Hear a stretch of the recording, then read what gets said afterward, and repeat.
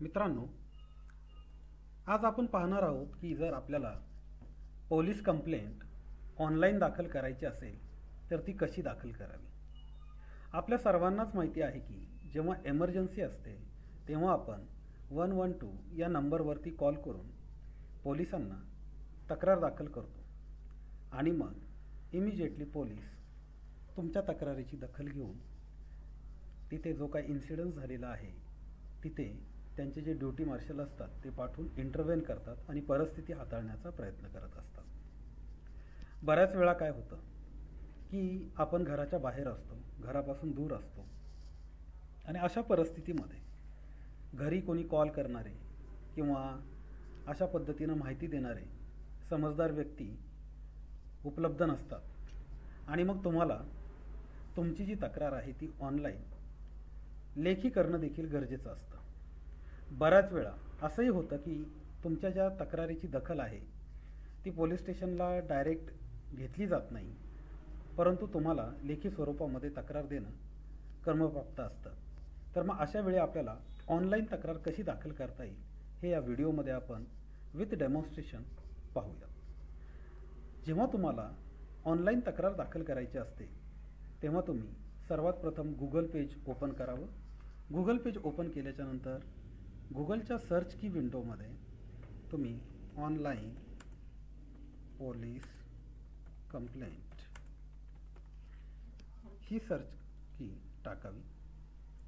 ही search की टाकल्याच्यानंतर थोडंसं scroll down केलं तर डायल 112 सिटीजन पोर्टल महाराष्ट्र नावाची एक लिंक तुम्हाला दिसेल. ह्या लिंकवरती क्लिक करा.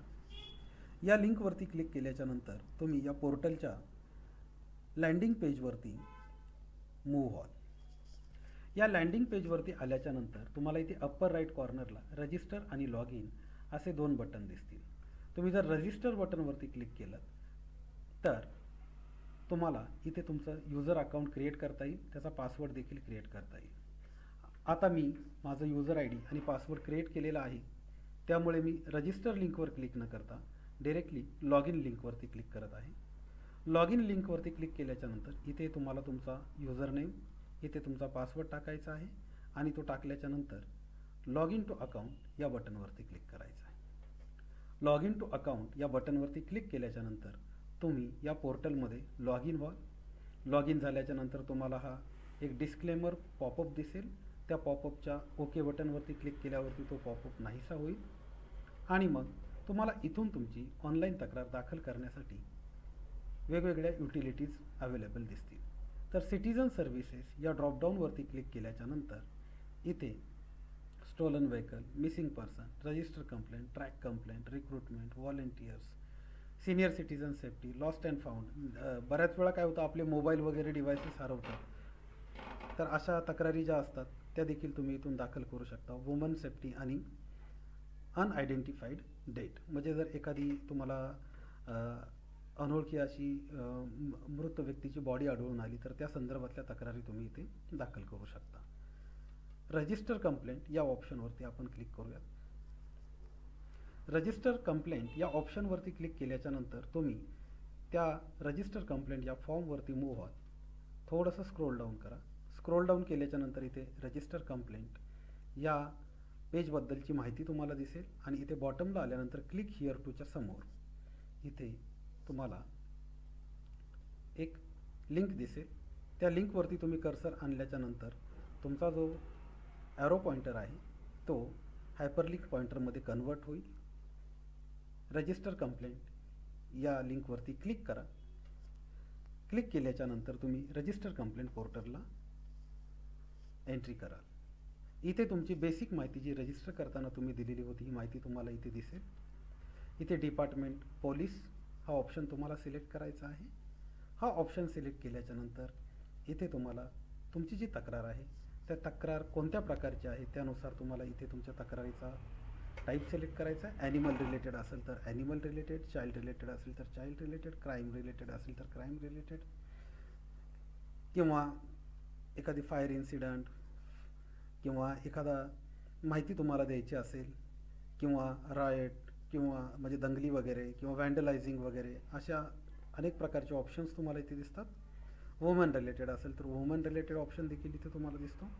उदाहरण दाखल आपण पाहूयात की वुमन रिलेटेड इथे तुम्ही कंप्लेंटचा टाईप सिलेक्ट केल्यानंतर त्या कंप्लेंटचे जे आणखी उपप्रकार आहेत ते पुढच्या ड्रॉपडाऊनमध्ये तुम्हाला सब टाईपच्या अंडर दिसतील.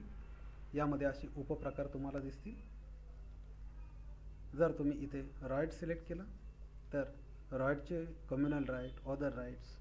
जर तुम्ही इथे डिस्ट्रेस सिलेक्ट केलं तर डिस्ट्रेसचे देखील bag snatching, busting crackers, chain snatching, disaster event असे वेगवेगळे तुम्हाला इथे ऑप्शन्स सब टाईप्स कंप्लेंट्सचे दिसतील. आता आपण इथे उदाहरणार्थ म्हणून वुमेन रिलेटेड हा ऑप्शन सिलेक्ट करणार आहोत.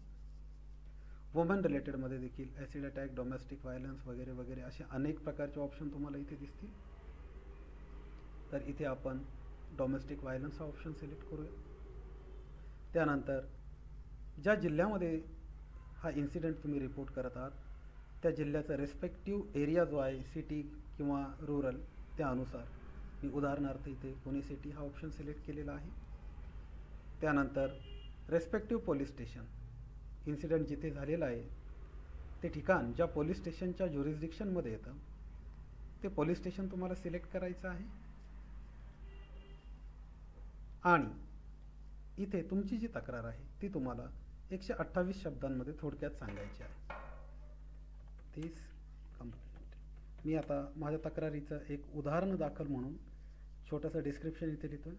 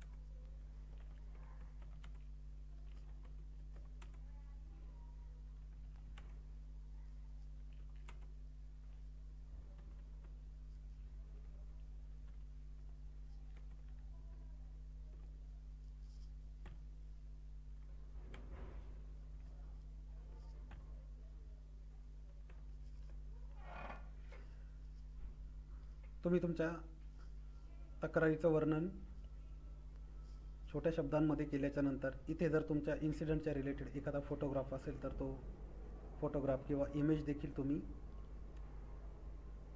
टाकू शकता. त्या इमेजची साईज 3 MB पर्यंत हवी. आणि जो पत्ता तुम्ही टाकलेला आहे तो पत्ता तुम्ही इथे मॅपवरून देखील तो एरिया सिलेक्ट करू शकता.